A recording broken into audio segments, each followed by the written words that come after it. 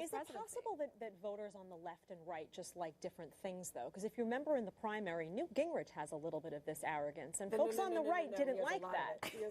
And we didn't like it. I didn't like it. Right. Okay, so, but a lot of us rejected that and said, this is arrogant, this makes me uncomfortable, I don't like the way he treats people in debates. We rejected it. Is it possible that voters on the left are a little, or that lean left are a little bit more comfortable with these kinds of traits? Because I would think that this would hurt Barack Obama's likability, but when you look at his likability numbers with his base, they're not suffering. No, if you don't like him, there's something. Let me ask Jedediah a question before we go.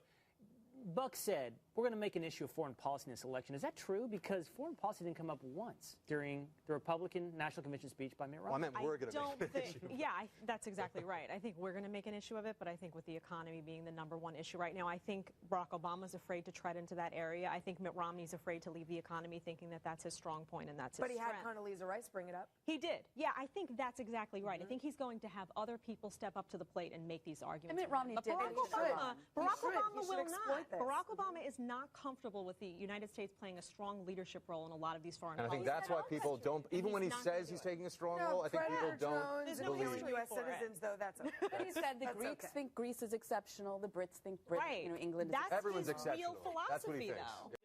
I want one. Jedediah, you're a dog expert. What kind of dog was that? I didn't see the dog. I don't know. No, it looked like a Bichon. It looked like a Jedediah dog. Looked like a Bichon. Did it have an outfit on? There it is. Oh. I think that's That's a Jedediah dog. It's a Jedediah dog. See? Yeah. It is the Jedediah dog. Bam. It needs some, you know, fancy. Some flair. Well, it's time for a Jedediah story. Well, I don't know how many of you like to grocery shop. I love to grocery shop. I do too. Whole Foods, I'm there.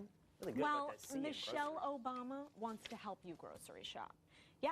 She launched an online course called Supermarket Shopping 101, and she's going to nudge shoppers toward more government-preferred choices. So not only is she going to tell you when to shop, meaning when you can get the good sales, when the food is freshest, what day of the week they usually have their turnover, but what you should buy in bulk, in other words, stuff you can freeze, like bread, go out there and get your stuff in bulk, what to do before heading to the grocery store. In other words, she thinks that you need to be told to scan your cabinets and see what you might be low on. Oh, what a good tip. Yeah, and what, of course, yes, and what foods to avoid. It never occurred to me. Well, she says, and I will quote, like Santa Claus, you should always check your grocery list twice. Before you grab your keys and head to the store, do a quick check of your pantry. Wow.